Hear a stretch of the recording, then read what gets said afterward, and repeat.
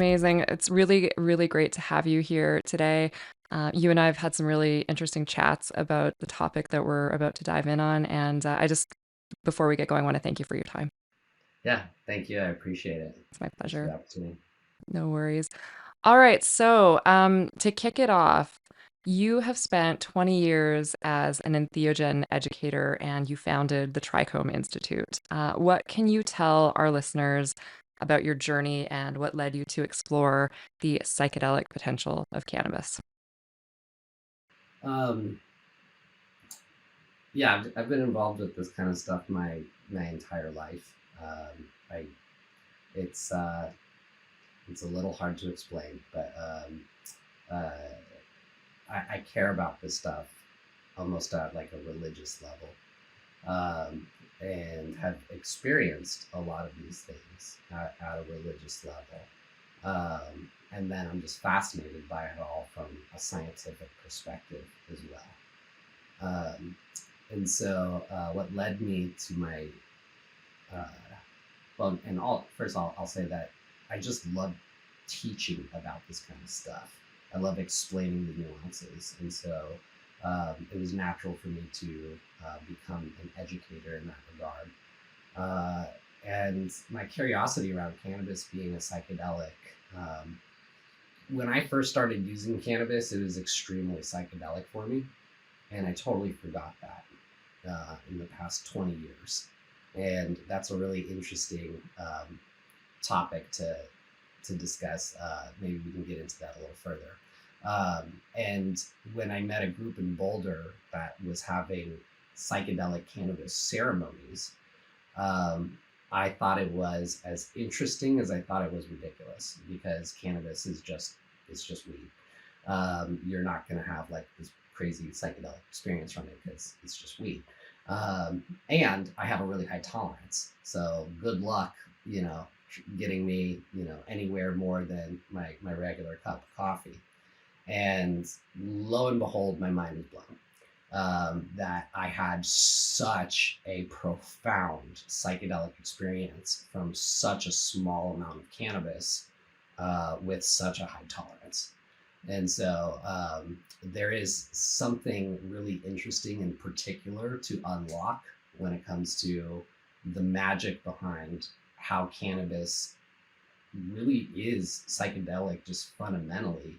And then more so, what you can do to make cannabis more psychedelic than not. It really kind of requires a human's participation and its understanding, and its um, I'm sure we can get more into that. But yeah, that's what kind of got me started. Amazing. Thank you for sharing that with me. And so this one is a big question, but like you are an educator, and in all the work that you do, educating the people who are in front of you is, it's central to how you show up. So, can you educate us to get started? How do you define a psychedelic, and how do you define a hallucinogen? Um, uh, so I think it's important to say that um, almost all psychedelics are hallucinogens, but not every hallucinogen is a psychedelic. Psychedelics require the mechanism of action, subjective effects with altered perception, cognitive and emotional effects, mystical experiences, um, neurologic effects, and one of the coolest and most avant-garde aspect to what defines a psychedelic is the fact that they're non-toxic. It's really interesting that almost all psychedelics are non-toxic. They really can't hurt you that much chemically and physically. And that's different from a lot of hallucinogens, which is why I kind of wanted to emphasize the non-toxic part, because there's a lot of other sacred plant medicine out there that is highly hallucinogenic, like datura, um, uh, and mandrake, right? And so these things are violently hallucinogenic. Um, and they can also provide some mystical experiences, but because they seem to disconnect you from yourself and reality, um, it's the opposite in that really deep experiential perspective from a psychedelic experience that really plugs you in.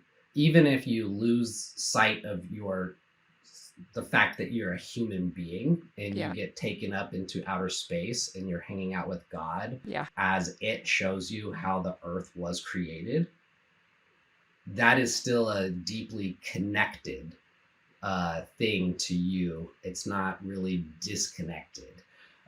It's these are really hard things to explain, but like, they're deliriums. And so just because you can hallucinate with them does not necessarily mean they are psychedelic. Okay. And then also, another interesting thing that I would argue is most of the hallucinogenic plants that are not psychedelics, I would happily, most of them, put in the category of the poison path, which is different than all the sacred plant medicines that you would put in the path of shamanism, right? And so lots of religions and religious practices and ceremonies revolve around these things. It is more witchcraft and ceremonial witchcraft used around the world and in multiple different countries that use the toxic hallucinogenic plants, whereas it is more foundational religions and shamans that will use psychedelics. And that, I think there's a really fascinating separation there. Yeah, I've never heard it quite explained that way, so thank you for framing it in that way. And so now turning to cannabis, can you explain why cannabis is often seen neither as a psychedelic nor a hallucinogen, and like what misconceptions might contribute to this view? Yeah. The thing that people I don't give cannabis enough reverence to is how really cockamamie it is. Cannabis is everything. It's everything. It is not psychoactive in some plant varieties. In other plant varieties, it is highly psychoactive. Um, uh, all the way to hallucinogenic and all the way to even psychedelic. Um, Cannabis is something that is a drug that is a stimulant, and then other types of cannabis can be a sedative. Um, it's really across the board, which is what makes it hard to put in a box. And I think there's a lot of struggle with people trying to put something in a box that cannot be placed in a box. She is too much of a wild animal and she does not play by the rules in so many ways. Every time you think cannabis is doing what it's supposed to be doing and behaving, surprise, there's something brand new about it. Like these cannabis mutants I've been playing with and researching with cannabis with abstracts, which will come out pretty soon. But like, I could I don't want to divert from the question. I was about to go down a rabbit hole explaining how many ways cannabis doesn't play by the rules because I have a never-ending list and it's just unbelievable. But we don't. We're a society that cares the most about cannabis, and at the same time, we don't care about it at all. We uh, we we just we smoke it and just look at it as weed. And when you do that, it responds in that way. That's what's really interesting. Is it is a total reflection of how much you care. And so when you don't care, cannabis doesn't care back. It's pretty benign. And so if you smoke cannabis all day, every day, you're going to think, oh, how could that be a psychedelic? Because you are unknowingly abusing something that has a massive potential that's sitting in front of you that you're unaware of because you either don't care or you're unaware. And by the way, I am not a guru. I abuse cannabis in that way all day long myself because I use it as a medicine in a variety of different ways. But that was the big turning point for me when I realized, like, oh my God, like if when you put the intention to it is when all of that changes. Yeah, I want to be sure that I'm within the frame of the questions. So does that answer that good enough or? Yeah, no, you're all good. And I appreciate you saying that. I think I needed to hear that because so much of my own cannabis consumption, which is daily as well, is just like automatic, Right. and I think I take the plant for granted, having it in abundance and it just being a part of, what I consume regularly. And yeah, I think it's important to, yeah, that's a good reminder just to pull back and like have that reverence and like respect it a little bit more frequently. So we I want to shift like the topic of our conversation today is going to be largely like scientific, and we're going to be looking at this through predominantly a scientific lens. But here at Psychedelics today, we like to focus in on human experience, and we think that there's really a lot to be said for that which we cannot measure.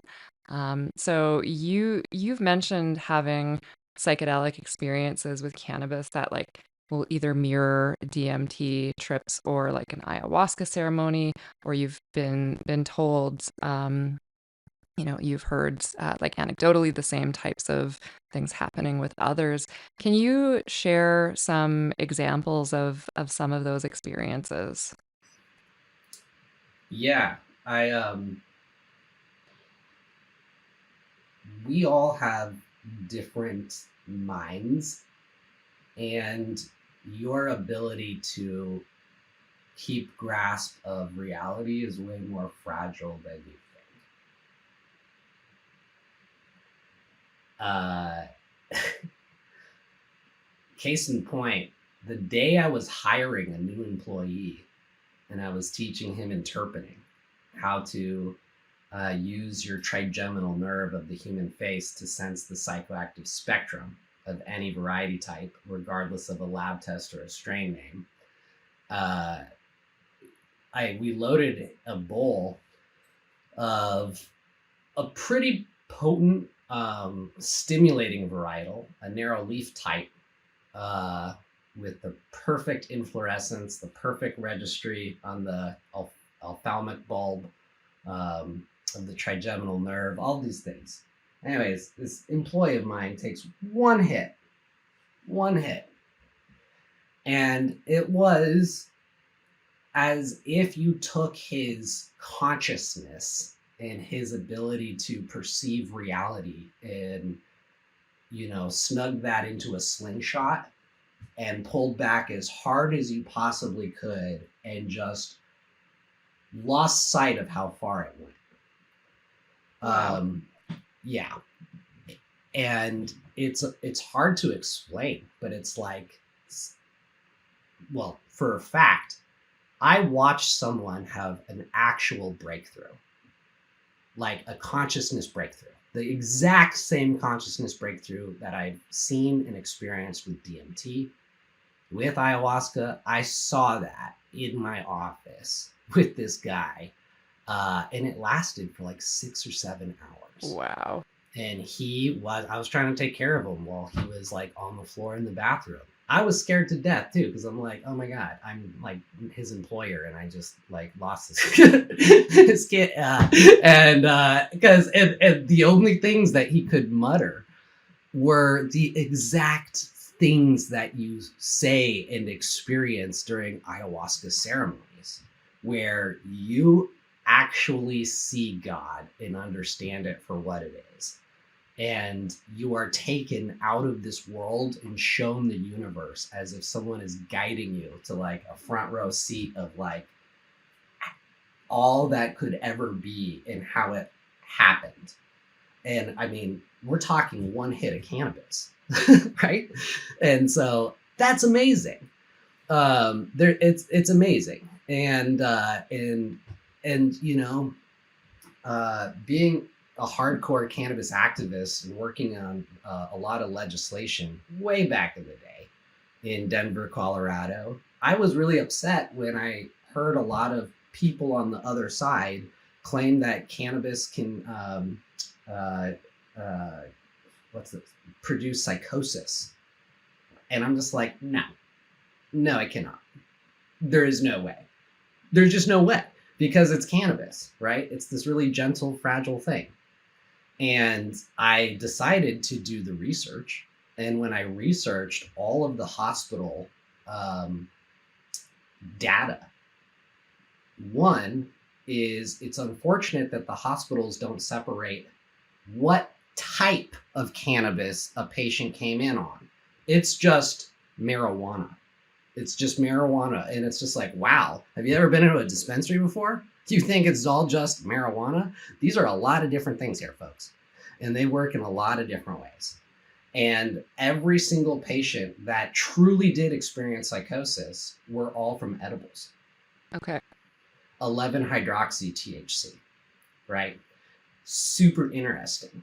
And if you remember, 2 weeks after Colorado legalized, that guy shot his wife I don't after eating remember a that few one. edibles. I don't Yeah, remember and a that one. college kid jumped off the balcony. And this was huge in the news because this is what everyone was saying. If you legalize weed, you know, society will end because people will do these things. Those were all from edibles. Okay. And so it seems like there's enough scientific data to suggest that if you have a certain type of brain, if you're potentially someone who's predisposed to having psychosis in general, anyways, it is highly possible that having a higher dose of something that is not regular cannabis, it's not Delta 9 THC, that's being transformed in your liver to 11-hydroxy THC, which is way different, way more potent, its pharmacokinetics are way different too. And that could be a triggering point that could actually break the barrier between you being in reality and you having a psychotic episode.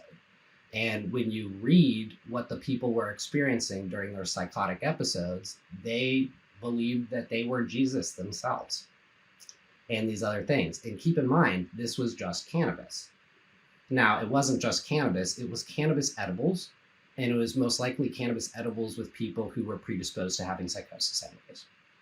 So that doesn't mean, oh my God, let's freak out and make weed illegal again. It means, no, we need some more research. Sure. It means we need the hospitals to do a better job at organizing data. It's not all marijuana.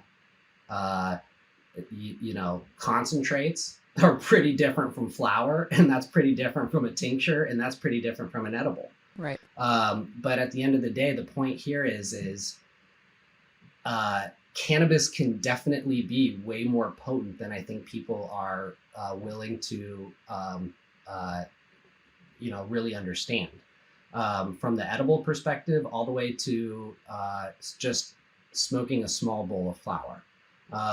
And it, I didn't need to like take this down into like a dark negative thing, and especially not about cannabis because most of those instances are few and far between.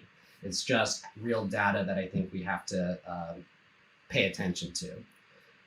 But if you would like me to take a turn and explain, a little bit about how and why the ceremony in Boulder surprised me, I can discuss that a little further, or something else if you like. Yeah, no, and I don't mind straying off the path. That's totally fine. You actually said a couple things that reminded me too, like Yeah, it's funny. Like sometimes, again, we underestimate this plant, and then every once in a while, she reminds us like how powerful she is. Yeah. And yeah, and so when the person that you were working with had that experience, and I guess like to ask even a more general question, like what can happen for people when they consume and have a psychedelic experience that they were not prepared for? What happened with him, like when he finally kind of came down and was able to reflect on it. So you know how everyone talks about set and setting? Yeah.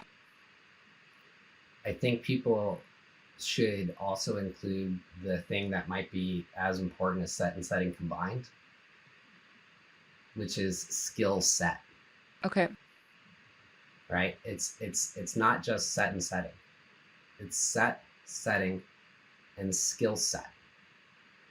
Because if you have the perfect set and setting, what are you going to do when you're no longer inside of the room you thought you were in? The setting. Yeah. Mm-hmm. And how is your set, your mindset, going to stay the same when you just took a psychedelic and your mindset is in the midst of changing? Okay. This is why skill set is so important. And really, we should just have a whole article on just skill set. Sure. Like Yeah. it's critical, right? It's critical.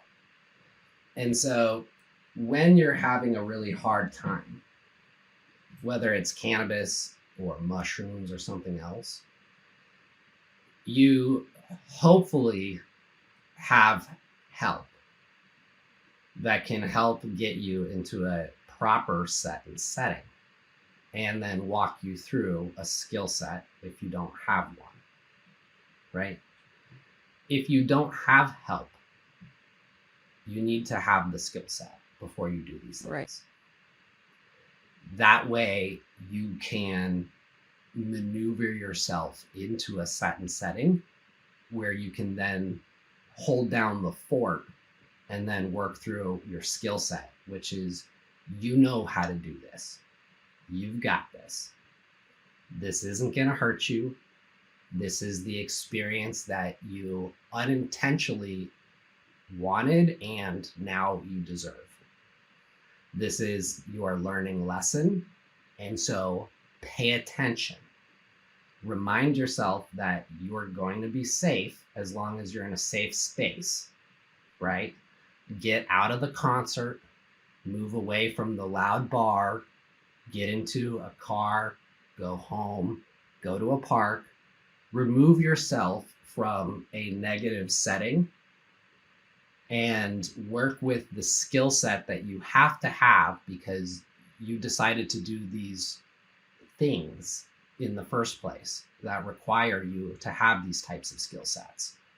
And so use your skill set, breath work, mind counting, observation, going inside of your heart while you're having these horrible experiences and looking at what's going on inside your chest from a third person's perspective. Watch yourself from a third person perspective as if you're not you, because in a lot of ways you aren't. You are everything. You are the whole of it all. And so be that in that horrible moment and then have fun with it. You should be laughing at the horrible state that you're in because you're sitting on the bathroom floor by a toilet freaking out because you ate too much weed. How many people have been in this position before? It's just laugh at your see? And then at the end of the day, you're gonna laugh about it with your girlfriends at brunch next Sunday, right? Sure. That's your skill set, is you reminding yourself of that truth in that moment. That is your skill set. That is you taking control of that situation, which is what you have to do in order to not be out of control. That's it. That is it. That's it. And if you can't do that, then go to the fucking hospital. I don't know what to tell you. Like, because that's it. That's all Yeah. there is. Like that's it. I mean, there's probably a little more to it than that, but I mean, from my perspective, it's just like it's setting, but it's also skill set, and I really think people should have a somewhat of a fundamental developed skill set before you take a dive into the unknown world of psychedelics, because they can take you to some wild places, and it's good to, like when I go out in the woods, like I know how to identify mushrooms, Yeah. what's edible and not edible. I know what's what. It's because I'm not going to go out into the woods without like having some skill set with me first. Yeah, the number of times I've repeated the words, this won't be forever. This is only temporary. I can't even tell you. And like I think sometimes it's like a situation of like you don't know what you don't know, and you almost need to have those like really like out of body, shitty, terrifying experiences to emerge from, to say, okay, I was not ready for that. This can happen to me again. What do I need to know? And what do I need to learn? And how can I better prepare for the next time? And unfortunately, some and of and us that need to that is learn the hard 100. way. Yeah, and what you're Yeah. doing in that moment is you're developing your skill set even further. Yep. Right. And so it's like and just think about like the shaman guys. When you're sitting in, like, I've sat in teepee eating peyote with the Lakota, and my mind is blown at the amount of peyote this guy is consuming, and he's fine. It's like, why are you okay? It's like that should not be happening right now, because no one in this teepee's okay, and you're just fine. And you've also ate 3 times more peyote than us, and it's like, oh well, this is also his 10,000th time doing this. You Sure. don't think that guy's got a skill set? Get out Yeah. of here. Hmm. There's the reason why he's serving the medicine, right? It's like that, it can be that easy. It can be that black and white. Yeah. Yeah, skill set, people. Yeah. Yeah, for sure. All right, you heard it here. You heard it here, everyone. Skill set. Get your skills sharpened up, even with cannabis. Yoga, breath work, meditation, and you understanding that you're not lying to yourself or convincing yourself of something that's not true. Reminding yourself in the moment that it is okay for all the reasons why you know it is, and then Yeah. distracting yourself while you're doing all of those different techniques and practices in a proper setting. That's what it is. Yeah. Okay, so shifting back to science, we recently worked on an article that you wrote that's live on our site now, and in it you mention the compound indole as a possible key to classifying cannabis as indeed psychedelic scientifically. So I'm wondering if you could break down the significance of indole and how it connects cannabis to classic psychedelics like DMT and psilocybin. Sure. This one is really fascinating. Super fascinating. Um, and to clarify, I'm not sure that indole is a key to helping to classify cannabis as a psychedelic, but I think it's a really big key that is going to help open one of the largest doors of research for our ability to begin to fundamentally understand how and why other flavorants like indole, which is a heterocycle, are not just aromatic, they are psychoactive, the way that other aroma compounds that the cannabis plant produces are as well, which would be terpenes, right? Terpenes are aromatic compounds that are highly psychoactive. It is why I named the process of knowing the psychoactivity of any cannabis type interprening, because we're interpreting these terpenes in our face, in our trigeminal nerve, in our nose, which is what we teach. Um, uh, and by the way, can I throw out a little code for whoever's listening right now to learn about interpreting? I Is wish that that you cool? would. Please do. How about PSY for psychedelic Okay. 25 for 25% off whatever you want. Okay. Our books, our course, our tools, like these are all the little tools. Have you ever seen these things? Yep. Yep. Cool. Anyway, so yeah. We'll share the link to your website and the shop in our show notes. Cool. Yeah. I appreciate that. So cannabis and how it works should be looked at uh, in a pie chart of three. It is cannabinoids, it is terpenes, and it's flavorants. And so indole is a flavorant. The smell of skunk in cannabis is not a terpene. It's a flavorant. That is a sulfuric thiol. And sulfuric thiols in cannabis are classified as canna sulfur compounds. Um, the scientists do not want me to tell you that that stuff is hyper psychoactive because they don't have the science peer reviewed and published on it yet. But good news for the listeners is I'm not one of those guys. I can tell you right now that the more aromatic compounds you have in cannabis, the more potent that it is. Because I've done this my whole life.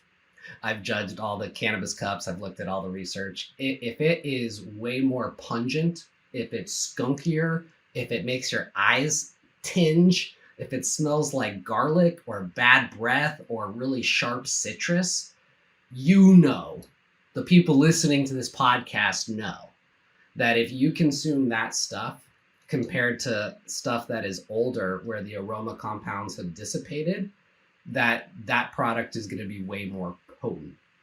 So indole was recently discovered being in cannabis, right? And what's interesting about indole is it is the core structural group of damn near all psychedelic tryptamines, which means you cannot have the molecule DMT without indole being there first. DMT, the rest of the molecular structure that is DMT, which is a very simple structure. DMT is not complicated at all. Remember, it's the God molecule. I'm really good friends with Rick Strassman, by the way, the guy who wrote Spirit Molecule. You know, he reviewed my book. Anyways, same thing with the rest of the psychedelic tryptamines. You can't really have a psychedelic compound, the majority of them, without the beginning point of that molecule being indole first. Okay, that's amazing. And indole is in cannabis.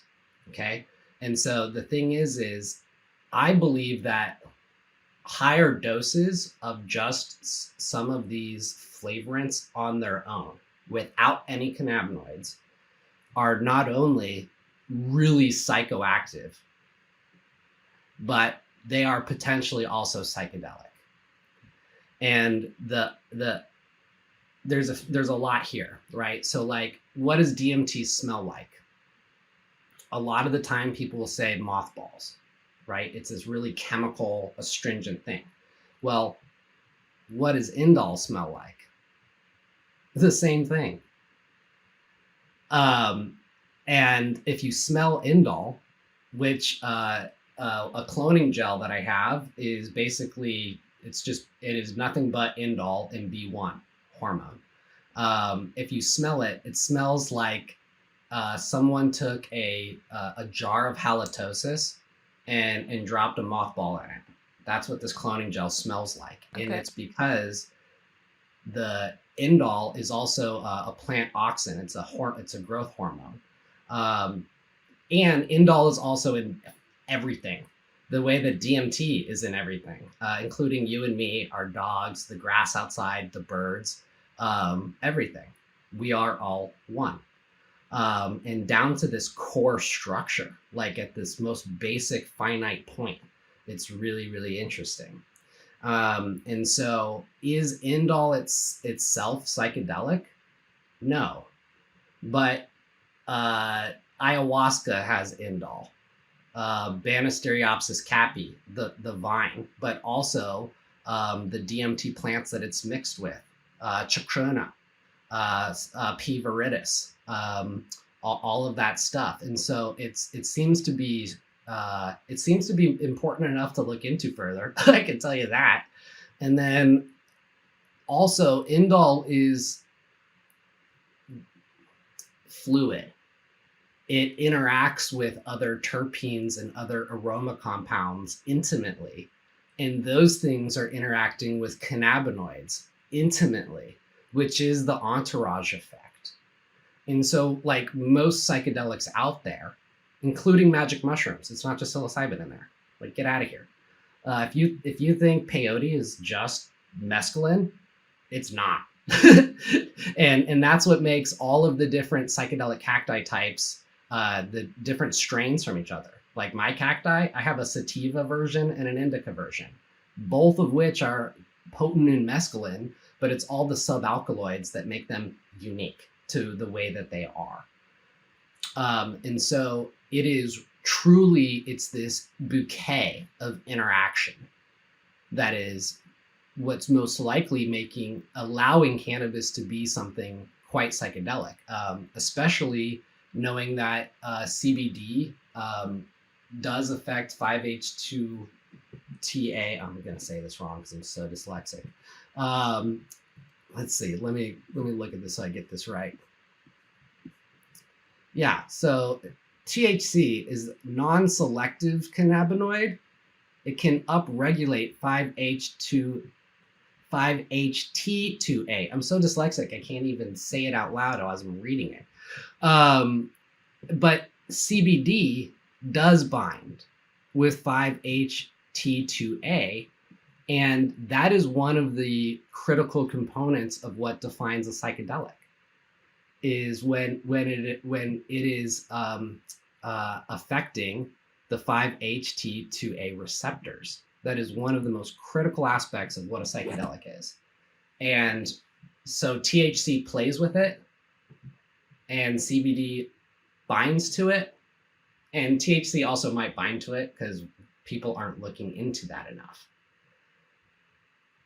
The cannabinoids are interacting with the parts of the brain that require a psychedelic experience scientifically. And those are interacting with a plethora of psychoactive aromatic compounds, one of which is the core structure to most psychedelics in the planet. Is that good enough of a reason why like wow, no one could really at this point argue that cannabis might not be a psychedelic? Like, get out of here.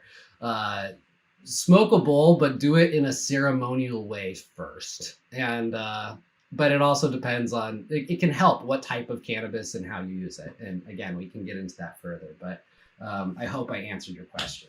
Yeah, you absolutely did. And so my next question is going to be like a layperson, like dumb pothead question. But like, is it possible to isolate and extract indole and then add it to different like formulations, like in a vape pen, to create a more like psychedelic extract potentially? 1,000%. Okay. Yeah, for sure. In fact,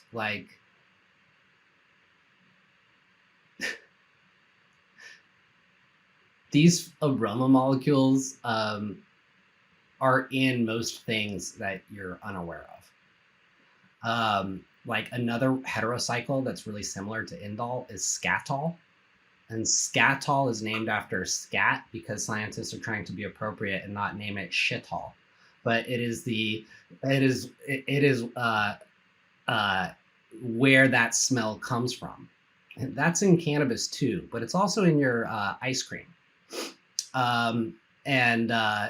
It is true that the flavor of strawberry ice cream did come from a lot of chemistry from a beaver's butthole. If you don't believe me, Google that. I believe you. So these things are painfully complicated to try to wrap your mind around. Sometimes I just let the scientists do that, and I'm like, you guys just tell me what it is, because it's crazy. It's a lot. But yes, you can definitely extract it and add it as a aroma compound to a vape pen for flavoring purposes. Mm-hmm.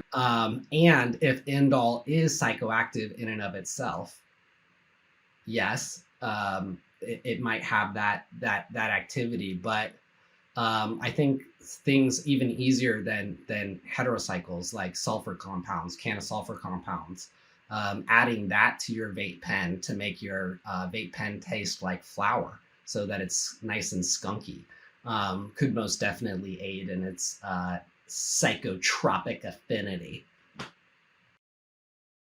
Product specialists, chemists, go do your thing. Well, and um, actually, let me do abstracts a favor here and say, if you are interested in the thing that I just talked about, that's what those guys do. And they actually do it the very best. They're the ones who come out with all this research on indole, scatol, and they're also the ones that produce all of the different flavoring components for the cannabis industry, for your vape pens.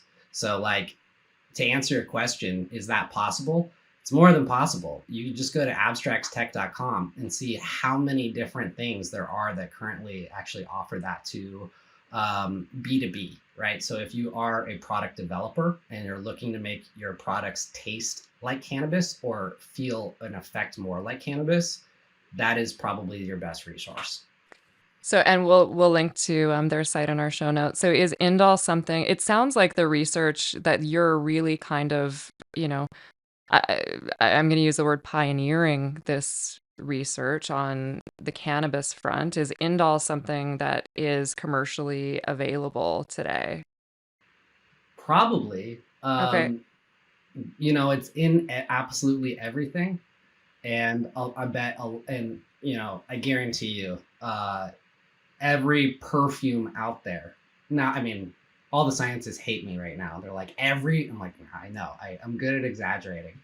It's in more stuff than you probably expect. Okay. It's probably in a bunch of deodorants. It's probably in toothpaste. It's probably in, processed food. Yeah, and it's one of those cool things that like nobody knows anything about, but it's like everywhere and in everything, right? So it's really cool. So what is just like coming back to like the science, what does the current research tell us about the role of THC, one of our favorite cannabinoids, and its interaction with serotonin receptors? And then like how does this support the idea of cannabis as psychedelic, and where does indole play into all of that? So let me say this. I know I said a little earlier that it can upregulate 5-HT2A receptors, THC specifically. I think it's important to note that Dr. Ethan Russo supports the idea that THC is hallucinogenic, right? And so a lot of the times I forget how uh, hallucinogenic, but also psychedelic THC on its own is, from my personal perspective and experience, because a lot of what I just said, that whole big kit and caboodle about it being this plethora of compounds and the organization of them and all of those things, that's all true.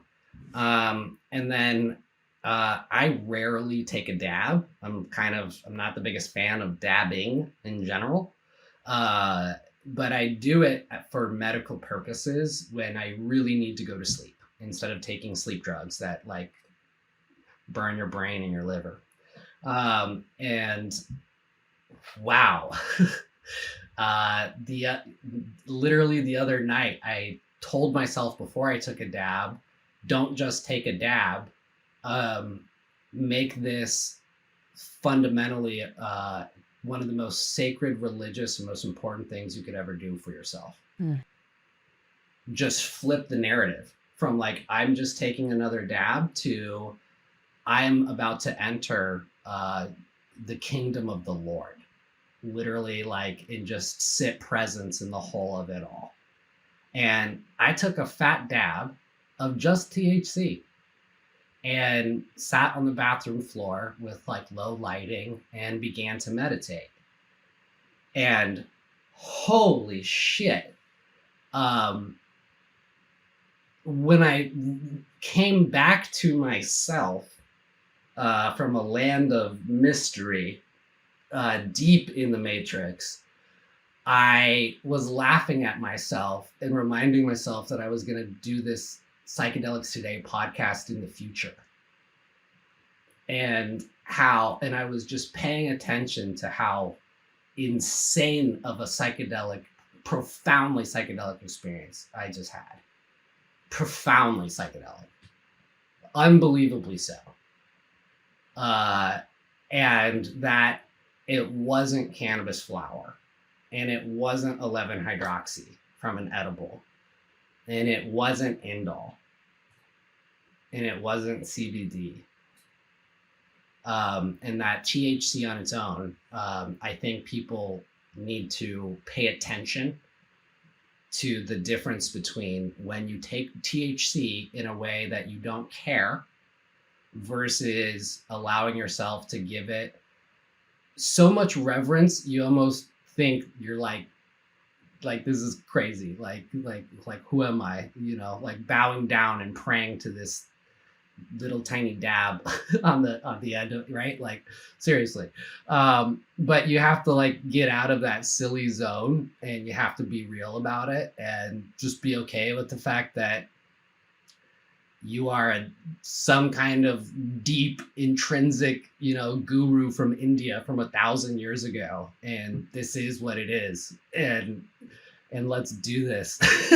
So the answer to the question is, like, I think THC on its own can really be psychedelic too. I think more than people realize.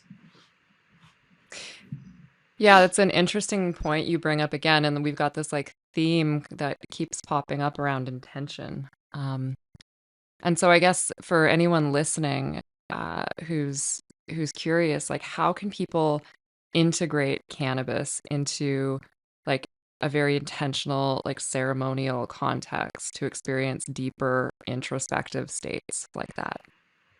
I have a few good answers for you.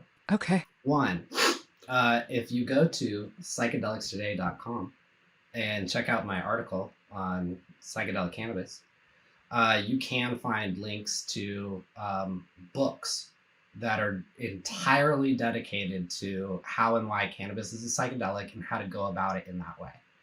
There are entire online courses dedicated to nothing but the fact that cannabis is a psychedelic and how to use it in that way. There are groups out there that will allow you to check out a psychedelic cannabis ceremony. And I would say that whereas you can do this on your own, it is easily more powerful when you do it with a group of serious people that have a combined intention. Yeah. That power is palatable. I used to think it was a joke until it slapped me upside the head, and I was like, wow, this is not a joke. This stuff is very, very real.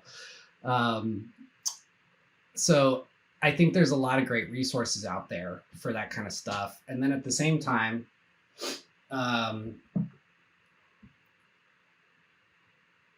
if you're the right kind of person, I don't think you really need to go far to figure this out.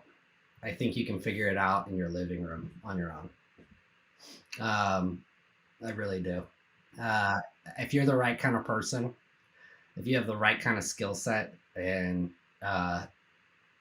you're good with your witchcraft, and you know what you know, and you know how the universe operates in the ways that it does, and you've got some familiarity with some sacred plant medicine, and how it works, I don't think you have to go far to figure it out.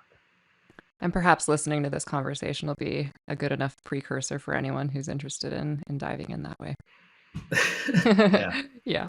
Yeah. I would say though, if I could steer that conversation rightfully, I think, into the perspective of it actually also does really help to have the right type of cannabis. And not all, as everyone knows, not all the cannabis is even similar to itself or each other. And so Is it cool if I speak on that? I'm glad that that this is where you're going because this is where I was going next. So let's go there. It felt natural. Yeah. Great. Yeah. Um, so yeah, man, I have like this like cool vision in my mind of like some dude in his 60s who's finally the kids are off to college and he's maybe thinking about retirement and he wants to, trip like he did back in the 70s. But he's scared to take mushrooms and he doesn't want to do anything against the law because he's a dad. Right? Like I have a vision of that guy or that mom. And they And exist all over the world. For it's like like I know it's like yeah. I could name 100 of them right now. Yeah. It's like yeah, it's very real. It's very real. And like in this vision, it's like I just wish these guys knew you could go down to your local dispensary and legally purchase some cannabis and go home with it and have a pretty far out psychedelic experience if you knew what you were doing. Teach them. Um, How do what's they that? teach them how to do it? Teach them. What should they look for? How do we do this? um, uh, so let me say this. If I don't recommend if you're new to cannabis, I don't recommend taking a dab. I also don't recommend edibles. These are very different things than let's just say just weed, because an extract is not weed and a brownie is also not weed, and so these things are different. But let's talk about just weed. So flower, right? You can grow it yourself in your living room if you want. It's easy, and maybe not all flour is the same. And so let's just break this down into 4 categories. Okay. The first 2 categories we're going to split in half, which is fresh aromatic cannabis and cannabis that is not so fresh and not so aromatic. The fresher and the more aromatic that it is, the higher potential you have for a psychedelic experience. And it's because you have all of those terpenes and all of the flavorants, potentially including indole, working in tandem with the cannabinoids. So you're going to have an exponentially increased potential for a psychedelic experience in that way. Now, I don't mean to poo-poo on dispensaries as a hardcore industry member, but many dispensaries can unfortunately make this process more challenging than what I think it should be. And a lot of that is not to the fault of them whatsoever. It's their local governments that prevent them from allowing customers to see and smell their medicine or their drugs before they buy them. It's crazy. I just want to make those legislators have the same process when they purchase their eggs and their fish and their vegetables at the grocery store, because that makes sense to me. And so it can be challenging if you're not allowed to, before you buy the product, make sure it is pungent, right? But that's when you need to look at the expiration date, or not the expiration date. There is no such thing. The harvest date. Excuse me. Yeah. The harvest date, right? And so if you're looking at product at a dispensary and its harvest date was last year, let me just tell you, it's not going to be aromatic. And that's because these aroma compounds are in a constant state of evaporation the second the plant is cut. Constant state of evaporation. That's what makes them aromatic. That's how you can detect chemistry that's 3 feet away from you. That smell is wafting itself away from the cannabis plant, and that doesn't have forever power. It only has as much power potential as it had when the plant was cut down. And so all of that psychopharmacy is literally leaving the building every single second of the day that it's not being consumed.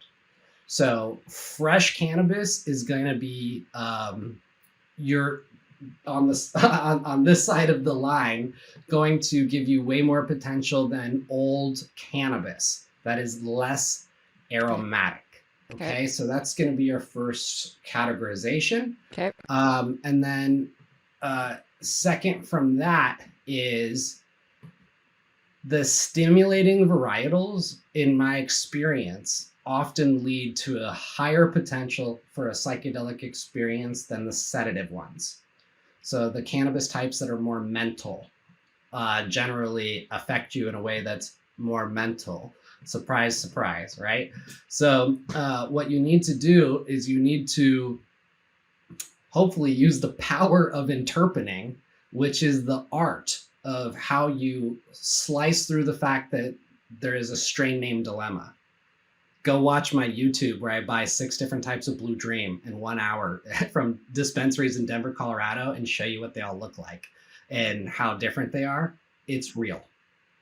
So how do you cut through? Because you can't use an app like go to Leafly and be like, oh, what is this sativa, and go to like some random dispensary, whatever state you're in. And if you think those 2 data points are connected, they're not. And so you need a tool to get through this industry crap that we're still experiencing. Sure. Right? Indica and sativa are not even real to begin with. My book will explain all of that. What is it? If it's not indica or sativa, what is it? And how do you know? And what should it be classified as? And more than all of that crap, let's just get down to the thing that's most important. Before I purchase this eighth of weed, is it going to be a stimulating varietal or a sedative, right? And interpreting can help you figure that out too, if you have the opportunity to become intimate with that product before purchasing it. So if you're able to see it up close and smell it up close, you're going to, and you know how to operate interpreting in the way that it works, you actually could have a really quite simple opportunity to decipher the differences between stimulating and sedative varietals, including potency and including quality as well. And so use the stimulating kinds, not the sedative kinds. Use the stimulating kinds that are newer and fresher, and particularly have high notes of pungency or astringentness, anything that's really chemical smelling, anything that's really gassy. Those things, which are heterocycle and sulfuric thiol flavorants, are really quite psychoactive and potentially psychedelic, especially when combined with THC and CBD, and even more so when you combine all of that with your intention. Okay. And so there is a recipe for success here for every 6-year-old dude that wants to trip out hard, but safely and legally in his own living room for less than an hour. There's a recipe. And it's using cannabis, and it's using the right cannabis in the right way. There's a recipe for this madness. Man, there's millions of dads and moms out there that just want to trip hard and throw on a podcast for the Grateful Dead and sit in the living room and be so glad that the kids are out of the house and think about gardening later that afternoon. It's like, it's perfect. They should have that opportunity. So I'm really glad that you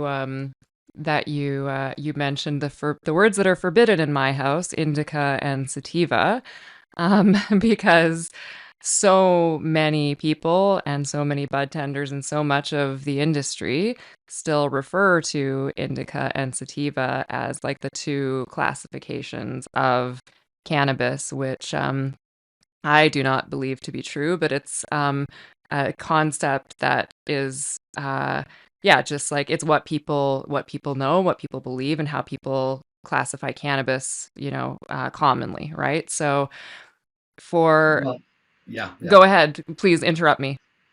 Oh no, I was just gonna. I should not go down this rabbit hole because it's like, because when you get into speciation of cannabis, Yeah, which it's like, I love every stoner who's a cannabis expert out there, sure. right? It's like, talk to me about Kurvishkanica and the difference between that and Afghanica. And what separates that from indicas? They're all indica. I mean, everyone used to think cannabis was polytypic, that there's 3 different species, that ruderalis is a different species from sativa. It's not. It's monotypic. It's all cannabis sativa L.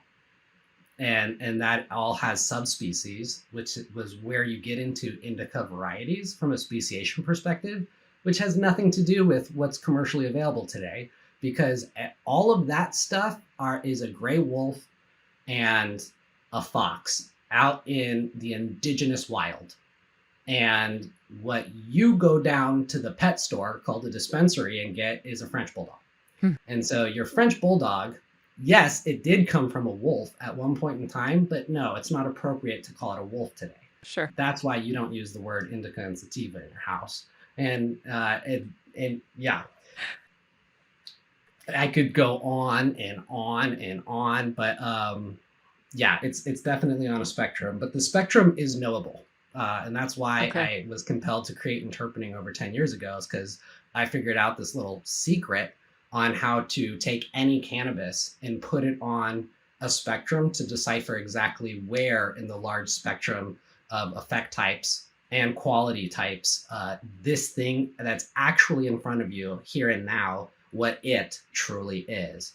And that has really helped a lot of people around the world. I'm pretty proud about that. It's really helped a lot of patients because of how confusing cannabis is and also how important it is. So people need help with this kind of stuff. And if I seem passionate, it's because I am. I care about this kind of stuff quite a bit. Yeah, I'm so glad that you mentioned interpreting. It's something, a methodology that I've known about for a while, and I hear people in the space talk about it and how useful it is. Can you? And I encourage anyone listening to give it a Google. We will also share a link to your site on the show notes so people can learn all about interpreting. But can you help us understand how interpreting can help identify cannabis varieties that might produce psychedelic-like effects? I think you alluded to it earlier when you said look for the gassiness, look for the pungentness. Is that it in a nutshell, or is there more to it than that? There is a lot more to it than that, which is why there's a book, tools, and a course. A lot of people get interpreting wrong. They think it's smelling terpenes and that's it. And it's way more than that. And so the biggest factor of interpreting, the most important, is gauging your aroma perception on your trigeminal nerve, which is not your sense of smell. So your sense of smell is your first cranial nerve. Your sense of sensation is your 5th cranial nerve. And you're actually measuring the sense of sensation because you can. It's really quite interesting. And when I used to offer interpreting courses live in Denver, I would have over 100 samples of cannabis with me. And I would put them in the line of the spectrum of psychoactivity and allow each one of the students to come up and feel where the smell landed on their face differently. And so these smell molecules are also in a constant state of vibration. Okay. They're vibratory. And how they vibrate is a musical note in an olfactory way. This is kind of like some synesthesia thought process here. But each one of these aroma compounds is kind of like a different key on like a piano, right? It's a different note, and you're registering its note in the ways that you're biologically able to. It's so interesting that you can even do that in the first place. And these notes have different weights to them. They weigh different physical amounts, like actually they do. Chemists, they weigh how heavy these molecules are, right? And these vibrating molecules that have different weights can be perceived by your sense of sensation that's sensing them. It can sense a lower, heavier vibratory note on the lower part of your trigeminal nerve, whereas up higher on the ophthalmic bulb, with different from the maxillary, you can register your stimulating notes. And so the thing about, like, think about this for a second. Like, here's a connection point. Like, just think about D-limonene for a second, the citrus terpene. D-limonene, the terpene itself is an antidepressant. If you're feeling really sad, it's like the coolest chemical trick. Just smell a jar of lemon extract, and it's bizarre. It will chemically change the way you're feeling instantly. This is aromatherapy. It is aroma compounds changing your biochemistry chemically. Okay? And so how is citrus changing your biochemistry chemically? It's uplifting you. It's bright. It's uplifting, and it's in that. That's the key on the keyboard that note is. Well, where does that key register in your face? On the ophthalmic bulb of the trigeminal nerve, which is in between your eyes. And that's how you're going to feel where in your face the totality of the vibration of the combination of all available aroma compounds in that flower are going to collectively give you a psychoactive experience that is going to be more stimulating than it is sedative. And you know that because of how Interprening organizes all of those things. You can organize all of that complexity down to a singularity, which is you just feeling where the cannabis registers in your face and be like, oh, that's a stimulant. I don't care what the bud tender calls it. That's a stimulant. And it could really be like, I don't mean to try to make interpreting sound complicated. The chemistry is fucking complicated. Interpreting is easy. Once you understand interpreting and just how cut and dry it is, it's actually like really, really simple.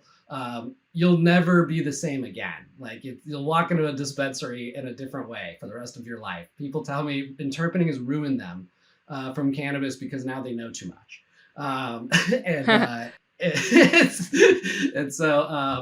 It can be pretty fun.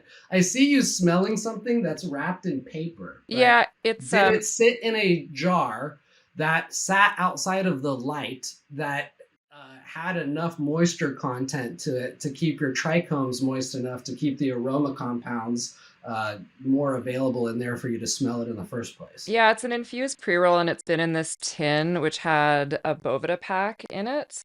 So it's reasonably fresh. It was packaged in August, though it was not plastic wrap, but I've been smoking these for the past couple of weeks, and they still are fairly aromatic, and they don't taste dry. But I've been trying while we've been talking. I kind of untwisted the end of it to see like how much I can kind of take in and where I'm feeling it in my face, and I'm feeling it right below my eyes. So this is interesting, but also I don't recommend trying to interpret flour that's been wrapped in something that might have been soaked in something. Okay, fair. And also like joints, things that are typically rolled are typically always crushed first. Okay. Yeah. When you crush it, you're going to pop all of the trichomes and release the vast majority of all of the aroma compounds. And then you roll it up, and then whatever's left over is slowly evaporating as it's being weighed to sell. Okay. Fair And enough. so joints are great because they're convenient. And if it's fresh and you rolled it, that's awesome. Um, you have to understand, I'm a hippie. I grow weed in a pile of horse crap in my backyard and hit it with the garden hose. And I grow the most amazing, prolific, it's a weed. But, for the purposes of interpreting, maybe you and I should have an interpreting session together I'd love on it. a podcast Yeah, I'd love it. where you get a bunch of flour and you have them in jars, and I've actually done interpreting over the internet with people before, with different groups and dispensary groups or whatever. And it's totally fun because if I can guide you through the process of interpreting and you have flour in front of you, that's just flour and it's just in a jar. You can have a lot of fun with this. Cool. It's really kind of crazy. It's really fun. Yeah, very cool. So I guess like takeaways for our listeners, if they're trying to identify cannabis in a dispensary that may be more, quote, psychedelic than the cannabis that's sitting next to it, get your face in that jar. If the dispensaries in your area allows you to smell the flower, smell fresh or smell flower, the more pungent, the better. And the more aromatic, the better. And the more stimulating, the The more better. stimulating, the better. Yeah. And And if your dispensary doesn't let you smell your flower, yeah. find the coolest bud tender in there. Okay. And just say, hey, bro, I know you've dug around here before. I'm looking for something a little particular. Yeah. I'm looking for these kinds of smells, and I'm looking for pungency. Okay. Pungency, right? And like, show me the fresh stuff. Where's the sack that has the shortest harvest date out of anything in here? And by the way, I have had this debate before where people will say that cured cannabis for like 8 months, 9 months, or a year is the best. I'm like, it might have been great because you smoked it and were high. But also, science is real. And so how these aroma compounds work and the fact that they actually are psychoactive and contribute to the psychoactive experience and the fact that they dissipate the longer the cannabis sits, sure, you cannot argue that, okay? It's very, very real. And also sometimes it's hard to find that stuff in the dispensary because sometimes you'll go to a dispensary and the only flower available is 6 months old. And it's because of the industry and how that works. And that is a whole big monster. If you ever wanted to have a whole podcast on what that fuzzy monster looks like and how he operates, happy to have it. But it's a monster. It's big and it's fuzzy. And it's the big fuzzy monster that is the reason why in some cases your dispensary doesn't have flower that's as fresh as it's all 6 months old. There's a reason for that. It's this big fuzzy thing out there, but that's real. That's real. That's true.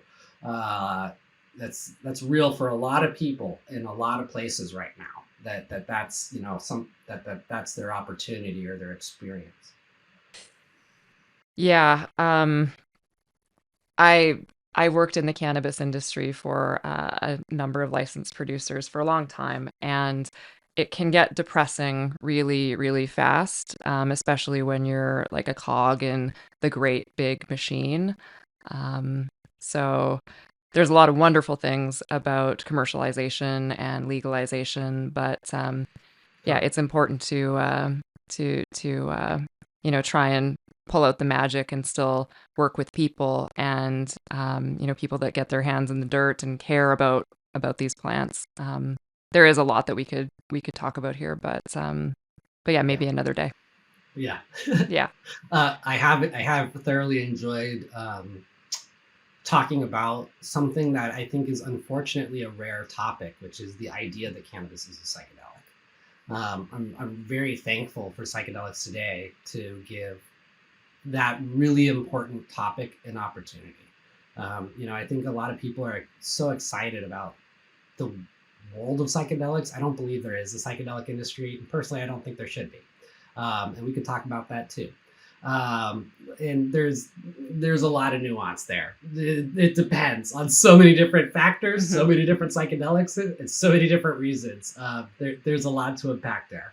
But at the end of the day, people are so excited about ketamine, LSD, DMT, ayahuasca, all this stuff. And I think you might forget that just in your office drawer, you have a potent psychedelic if you know how to use it in that way. And if you know that the only biggest trick to it is not just having the right stuff, but flipping your mindset, your mind frame from looking at it as it just being weed to it being a really quite holy, God-given substance that can change your life. That's why it's hard, because it's both things at the same time. Cannabis is as benign as, like, seriously, it is just weed. It really is just weed. Right. In so many ways, it is just weed. And like, I tell all these soccer moms, like, dude, chill out, because it's just weed, right? Like, that's true. And then the same weed could, like, literally be your most explosive DMT trip you've ever had in your life. The same flower. And it's like it's wild. It's really, really wild. And it's just a small recipe of knowing how to go about it in a particular way that can make it the difference between it's just weed for now, because I just need it to be just weed for now. But maybe later tonight, I'll have a really explosive experience that's different. And that you have the power and the opportunity to do that with something that is as simple as weed. I think we need to give that more reverence. I think we need to talk about that a little more. And I don't want to scare, like, the soccer moms and the legislators out there that are trying to, like, reschedule this and make it more open, because maybe it's scary that cannabis is also a psychedelic. So maybe we shouldn't tell the man that it's psychedelic, but maybe we should know for ourselves that it really is, and we can kind of, help it become that. So, yeah, I don't know. Cool. It's a fun topic for sure. So considering cannabis is so mysterious and it is, subjectively so many things, like, how objectively, like, can cannabis research improve, or what can change from the research perspective, and what areas need more exploration scientifically so we can better understand the psychedelic potential of cannabis? Man, that's as complicated as the country, the United States of America itself, and the biggest factor, unfortunately, really depressingly so, the biggest factor that's holding anything and everything up is money. Yeah. It's crazy. I can't get Interprening researched to help prove that this is scientifically real, to make it more in the mainstream, to help more people with, because how expensive that would be and how complex that process is, because of how science works, how the science industry works. And I mean, wow. Do you know how many hundreds and hundreds of studies have needed to happen for decades to get us to a better point? And the only in holding these studies back more than the legal ability to do it is who's gonna pay for it. Sure.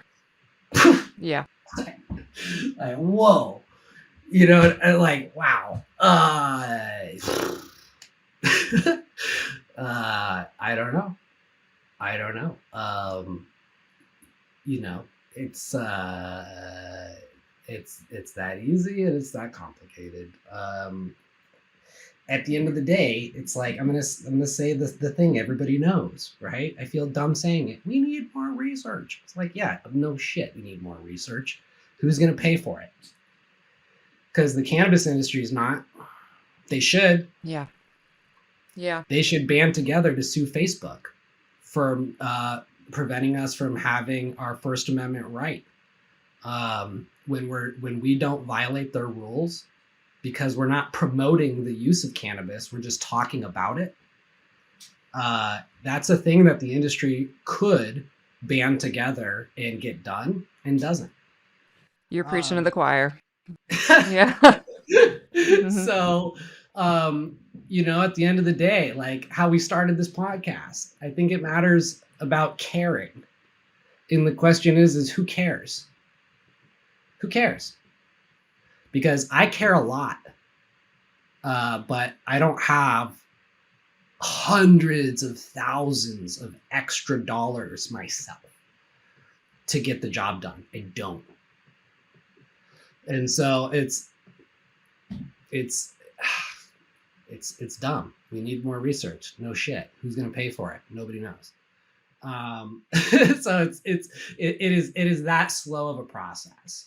And it is happening slowly, but the amount of studies on THC versus CBD affecting the 5-HT2A, I hope my dyslexia got that right. Sounded right.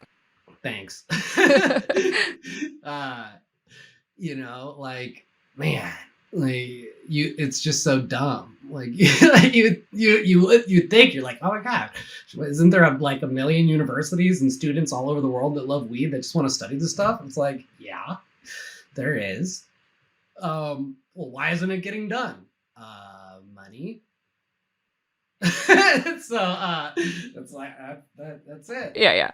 We put out a call for questions about psychedelics and cannabis on social media a couple weeks ago after we published the article that you wrote, and we got a couple of great questions from our community, and I would love to read them and get your answers. Okay, perfect. So, this one comes from Dave. So he nods to something that we talked about at some length earlier. So he says, cannabis can be super powerful, sometimes unintentionally. What happens if you get too high and need to come down? What can you do to get grounded? Is there anything that you can share that we may not have touched on earlier? Any like tips and tricks for people? I think we did cover this actually in depth. Yeah. And so Okay. I'll remind, just to answer the question and to do it really fast. It is removing yourself from where you're at. Yep. To a better set and setting, and then working with your skill set, which is you reminding yourself that how and why you know that it is going to be okay. You're just tripping. And then doing your breath work, and also focusing on it as a learning experience and seeing yourself having that experience from being like a fly on the wall, from like a third person perspective. Take your consciousness outside of itself and look around while you're observing and breathing and reminding yourself it's okay. Have fun with that psychedelic space, right? That skill set zone that you have to be in. That's like being like a ninja shaman in that spot. And so you got to be your little ninja shaman, and you got to take care of yourself with your skill set, and you got to do that in a way that's gonna allow you to do that, which is a better set and setting if you're in a bad one to begin with. So Okay. get to it. Perfect answer. Okay. This next one is from Jessica, and she asked, is it true that cannabis can kickstart the effects of mushrooms or other psychedelics if it's taking a while to feel it? I don't know if there is any research on that. Okay. I don't know if there needs to be either, especially because who's going to pay for it, right? But I think the answer is yes. Could you just look at the inside of your brain for a second? It's like a tangled web of Christmas lights. And so you just ate a mushroom, and one of the in one corner of your Christmas light tangled ball, it's starting to glow a little bit, but it's not really like kicking off. So you're going to consume some cannabis and turn on a bunch of the little Christmas lights around it, and it's going to start glowing a little bit, and then that glow is going to contribute to the other glow, and it's going to feed off of itself, because all of these things are connected. All of these different things in your brain, they're actually connected. And cannabis, as we've just hopefully proven during this podcast, how psychedelic it is in so many different ways.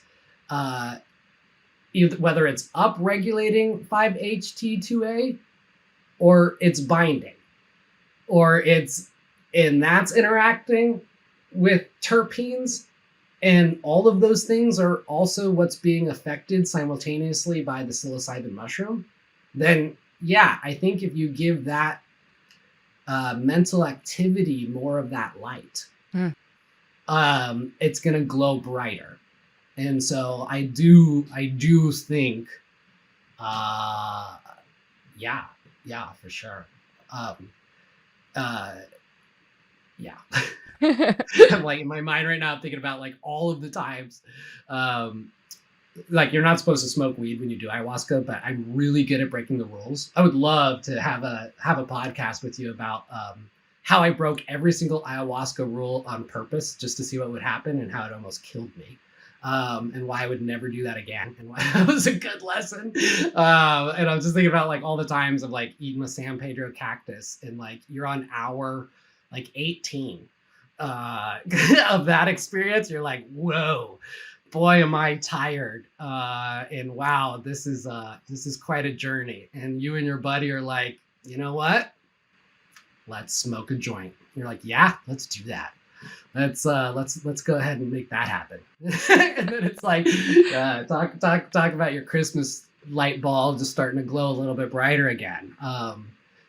Yes. I think yeah. Yeah. Okay, here's the last one. If cannabis is so bad, why does it make me feel like this? And it's just like 16 dolphin emojis. Just joking, that was my question. Republicans. Yeah. Okay, Max, this has been amazing. I've really enjoyed this conversation. Anything else that you want to share, or resources that you want to point people to before we sign off? I think we've covered all the resources that you guys are going to link to. This article on your site, my site, Trichome Institute, Interprening. But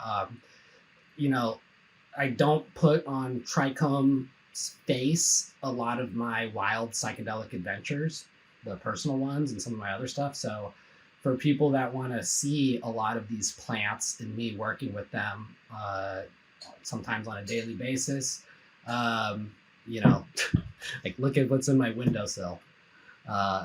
Hey. So following me on Instagram or social media just in general is a good way to do that. And cool. Social media doesn't want you to follow me. So you have to like make it exact. So it's max.montrose, MONTROSE, at max.montrose. You can follow me in my wild adventures. And I'll share way more magical things on my personal site. You'll actually see a lot of magic stuff over there. So lots of magic, lots of science, lots of plants, plant medicine. That's what I'm about. Amazing. Well, thank you so much for your time. We'll make sure that people can find you, and check out our site for Max's article. And we hope to do this again in the future. I had a lot of fun, so hopefully we can find another excuse to get back in front of the mic together. Awesome. Thanks so much, Victoria. I appreciate it. Thanks, Max.